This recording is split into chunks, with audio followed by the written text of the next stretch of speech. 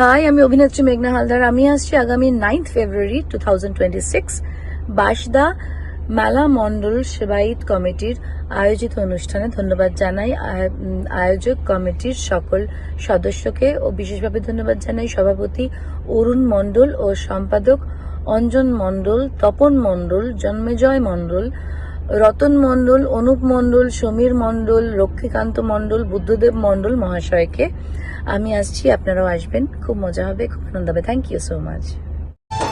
कृष्णा से कर लो प्यार, कृष्णा है जीवन का सार।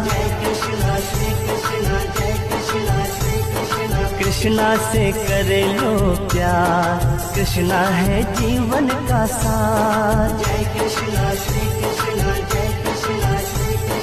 गीता में है ये लिखा, कृष्णा को दिल में उतार।